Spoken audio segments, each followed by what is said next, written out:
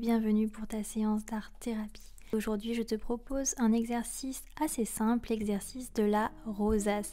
C'est un exercice qui va nous faire revenir en enfance, puisque généralement on faisait ça en école primaire, voire au collège. Tout simplement, il te suffit de prendre une feuille et donc un compas avec un stylo noir ou un stylo bille si tu préfères. Et ensuite des crayons pour colorier, pour mettre de la couleur à cette rosace. Alors tu peux prendre des crayons de couleur, mais bien évidemment tu peux aussi prendre des feutres, de la gouache, de la peinture, de l'aquarelle, mais aussi pourquoi pas du fusain ou des pastels gras. Tu choisis l'instrument que tu préfères pour exprimer tes émotions. Donc en fait, l'exercice de la rosace, ici je te montre une rosace très simple à réaliser, une des plus simples. N'hésite pas à mettre pause sur cette vidéo pour la reproduire à l'identique, mais il te suffit juste de faire des arcs de cercle comme je le fais, en partant du point du milieu de la rosace et ensuite de chaque début de pétale. Une fois que tu auras réalisé cette belle rosace, il ne te reste plus qu'à la colorier, à lui rajouter de la couleur en fonction des émotions que tu as envie de faire passer. Moi, sur celle-ci, tu vas le voir par la suite, j'ai choisi 3 couleurs au crayon de couleur que j'ai choisi de dégrader comme à mon habitude, puisque je trouve que cela fait ressortir plus la forme géométrique de la rosace. Je te laisse profiter de cet exercice, n'hésite pas à mettre pause pour le refaire et en attendant je vais te parler de l'activité de la peinture et du dessin. Quelles sont les différences entre ces deux pratiques en art-thérapie? Alors la peinture et le dessin, ça reste vraiment les principaux médiums de l'art-thérapie car ils permettent de représenter une émotion ou un vécu de façon abstraite et ça va vraiment convenir à tout le monde, qu'on soit un adulte ou un enfant ou même des personnes âgées, tous ceux qui se sentent à l'aise avec l'idée de communiquer au final leurs sentiments avec de la couleur et un dessin. Le dessin, c'est une activité particulièrement réaliste car il va nous permettre de confronter nos peurs, nos angoisses mais aussi nos joies. C'est vraiment un dialogue relaxant avec soi-même. Donc, je vais faire une distinction entre le dessin, la peinture et le coloriage. Le dessin, c'est le médium le plus tourné vers le réalisme et la représentation directe de nos émotions. Il est vraiment au cœur de nombreuses activités très simples à mettre en place. C'est ce que j'essaye ici de te montrer le plus simplement possible. Simplement le fait d'essayer de représenter une chose à l'identique va développer ta capacité d'observation et ça va t'apaiser. Tenter de créer des images sans point de départ fera au contraire plus appel aux capacités d'imagination. Donc là, si tu as des capacités en dessin, c'est un excellent moyen de laisser libre cours à ton imagination et donc à ta créativité. Et enfin en dessin, ce qui peut faire la différence aussi, c'est comme je l'ai dit d'ailleurs en début de cette vidéo, ça va être les outils que tu vas utiliser, que ce soit des crayons de couleur gras ou secs, du fusain ou des pastels secs ou gras ou encore de la craie. Ensuite, si je passe à la peinture ça permet une représentation plus abstraite de la réalité. Surtout pour quelqu'un qui va être novice et qui va avoir du mal à se tourner vers le réalisme. C'est un médium qu'on aime particulièrement en art-thérapie car il est vraiment agréable à l'utiliser et il valorise l'œuvre et l'activité car il demande souvent plus d'investissement qu'un simple dessin. Puisque là, on va y ajouter de la couleur, mais des nuances de couleur, des ombres, du relief. Donc ça apporte quelque chose en plus que le dessin n'a pas. Si je peux faire une différence entre les différentes techniques de peinture, par exemple, on va avoir l'aquarelle qui est idéale pour jouer sur les transparences et travailler donc sur les émotions. On va avoir l'acrylique ou la gouache qui sont plus adaptés à un travail sur une toile ou à des supports beaucoup plus épais. La couleur va être beaucoup plus lourde. Et on a aussi la peinture à l'huile qui là est quand même plus complexe pour une utilisation en art-thérapie car elle demande plus de compétences. Il faut du temps de séchage et il y a d'autres nombreuses contraintes liées à cette peinture.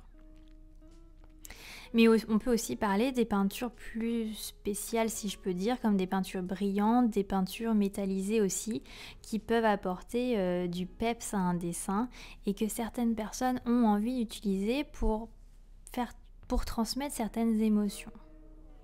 L'essentiel au final, c'est que peu importe le choix du matériel, c'est vraiment un choix personnel et ce qu'il faut, c'est qu'il vous donne envie de créer, tout simplement. Et donc enfin, si je peux parler aussi du coloriage, le coloriage amène des vertus vraiment plus méditatives, donc j'en ai déjà parlé, mais c'est vraiment un moyen, un canal que j'aime beaucoup. Donc là, on peut colorier des mandalas, mais comme je le fais là, on peut colorier tout simplement aussi des rosaces. Ça permet de faire quelque chose de plus simple dans un premier temps. Là, en gros, ce que je te propose ici, c'est un exercice plus débutant. Et donc après, encore une fois, en fonction de si on choisit les crayons de couleur, les feutres ou les pastels, chacun aura une sensibilité différente et des émotions différentes à faire passer. Et enfin, ce qu'on peut également faire varier, c'est tout simplement le support. On peut prendre du papier, on peut prendre de la toile, du carton, peu importe, voilà, des feuilles dans la nature, des morceaux de bois, peu importe, tout ce qui a une importance à tes yeux et qui apporte un message supplémentaire. Alors j'en profite aussi pour faire un point sur le choix des couleurs. C'est une question qui m'a été souvent posée en live, quand je fais mes coloriages en live, à savoir comment j'associe mes couleurs, comment je les choisis. Donc moi c'est vraiment quelque chose de très instinctif où je préfère ne pas trop réfléchir, je préfère laisser libre cours à mon imagination, c'est de toute façon la base de l'art-thérapie, donc c'est ce que je te conseille de faire. Comme je l'ai déjà dit aussi dans une précédente vidéo, l'idéal pour être dans de très bonnes conditions pour pratiquer l'art-thérapie, c'est tout d'abord de pratiquer une rapide méditation ou une rapide relaxation, de pratiquer cette activité dans un endroit qui te plaît, qui est confortable pour toi et surtout qui est calme et silencieux pour que tu puisses profiter pleinement de ce moment pour toi. Ça, c'est le plus important.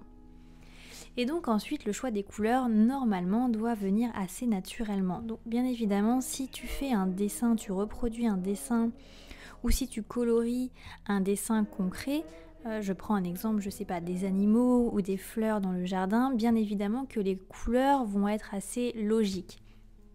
Puisque la fleur, tu vas la représenter en vert et si c'est une rose, les pétales en rose ou en rouge. Mais des fois, il est bon aussi de sortir de sa zone de confort et pourquoi pas tenter des couleurs qu'on n'aurait pas imaginées, ça peut être un exercice super intéressant également. Mais j'en reviens au choix de la couleur, si vraiment c'est quelque chose que tu n'arrives pas à faire, il y a des petites techniques assez simples. Donc d'abord, tu vas sélectionner 3 couleurs qui représentent pour toi l'énergie. 3 couleurs qui représentent l'énergie. Ensuite, tu les mets de côté. Et d'un autre côté, tu vas choisir 3 couleurs qui, au contraire, t'apaisent et ont une connotation plus relaxante. Ensuite, il faut que tu prennes une petite minute pour réfléchir à ce que tu ressens. En fonction de ces 3 couleurs soient énergiques et de ces 3 couleurs soient relaxantes. Est-ce que quand tu les regardes, tu es plus attiré par l'énergie ou l'apaisement ? Ça va être déjà un premier message, une première question à laquelle tu dois répondre avant de commencer un dessin, à savoir si tu as besoin d'exploser une émotion sur le papier, si je peux dire, donc d'y apporter de l'énergie, ou si tout simplement tu as besoin de te déstresser, de passer un moment d'angoisse avec donc des couleurs apaisantes et relaxantes. Donc déjà, il faut que tu fasses ce choix-là. Autre possibilité, tu peux aligner devant toi, donc c'est pour ça que des fois c'est bien d'avoir des rouleaux de rangement de crayons de couleur ou des trousses où tu as chaque crayon de couleur aligné les uns à côté des autres. Donc une autre technique, c'est de mettre tous les crayons devant toi et de voir tout simplement, sans te poser de questions, lesquels t'attirent le plus. Donc ensuite, tu les mets de côté. Une fois que tu auras mis toutes ces couleurs de côté, fais une sorte de nuancier. Mais là, on va pas faire un nuancier pour une gamme de crayons de couleur ou une gamme de feutres. On va faire un nuancier de ces couleurs que tu apprécies. Donc peut-être que tu as du rouge, mais aussi du bleu, du noir, peu importe, toutes les couleurs qui t'ont attiré au début de cet exercice, on va en faire un nuancier. Donc tu commences dans l'ordre que tu veux et tu prends une feuille tout simplement blanche et tu fais un petit crayonnage pour voir la couleur. N'hésite pas sur ce nuancier à varier les couches, à faire des couches plus épaisses, donc à repasser plusieurs fois, et des couches beaucoup plus fines pour que tu puisses voir les différences de nuances de toutes tes couleurs.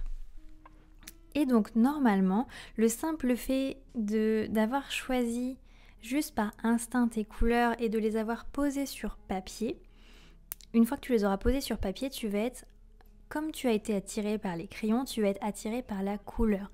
Donc une fois que ce petit nuancier est fait, choisis les couleurs qui sur le papier te parlent le plus. Tout simplement, sans te poser plus de questions que cela. Et enfin, la phase ultime d'un exercice en art-thérapie, c'est tout simplement de te poser sur ton dessin et de le contempler, de contempler l'œuvre que tu as réalisée. Déjà tout d'abord pour t'auto-célébrer, parce que oui, tu as créé une œuvre de par toi-même, avec ta propre imagination, ton propre ressenti, tes propres envies. Même si c'est un dessin reproduit, même si c'est un simple coloriage, tu as réalisé une œuvre de par toi-même. Tu y as mis ton cœur, ton temps et donc tout simplement tes émotions. Donc contemple ton dessin et pense à comment tu as réalisé cette œuvre, pourquoi tu as mis telle et telle couleur, pourquoi tu n'as pas colorié à tel et tel endroit, est-ce que tu trouves que ton dessin est harmonieux, est-ce que tu penses qu'il est en adéquation avec les émotions que tu ressentais au moment de ce dessin. Juste le simple fait de te poser toutes ces questions et de contempler ton dessin, il n'y aura pas forcément de réponse à trouver, mais juste essayer de savoir pourquoi tu as fait ça, qu'est-ce que tu as eu envie d'exprimer. Et bien à force de le pratiquer, c'est un petit peu quand on pratique de plus en plus la méditation. Au début on se pose plein de questions, on ne sait pas pourquoi ni comment. Et au bout d'un moment au final on comprend tout simplement qu'il n'y a peut-être forcément rien à comprendre d'ailleurs, que c'est juste une émotion qu'on avait envie de transmettre et c'est ça le plus important. Voilà, j'espère que j'aurai été le plus clair possible déjà d'abord sur l'exercice de la rosace, n'hésite pas à le refaire et le refaire. J'en proposerai peut-être par la suite des plus complexes, n'hésite pas à me dire en commentaire si tu as aimé cet exercice et si tu en veux d'autres des plus complexes. Et dis-moi aussi si mon explication sur la base de l'art-thérapie, donc que ce soit dessin, peinture ou coloriage, t'a apporté quelques explications supplémentaires. Et puis si l'art-thérapie t'intéresse et que tu veux en apprendre encore plus et que tu veux encore plus d'exercices pour pratiquer, n'hésite pas à t'abonner pour ne pas louper toutes les prochaines vidéos, tous les prochains exercices que je vais proposer sur cette chaîne. Je suis également présente sur les autres réseaux si cela t'intéresse, donc n'hésite pas à aller faire un tour. Et je te dis à dimanche pour le prochain exercice, pour le prochain gribouillage anti-blues du dimanche soir, puisque ça c'est très important pour pouvoir commencer la semaine en pleine forme et extrêmement motivée et pas sur les rotules complètement stressée et sans aucune motivation.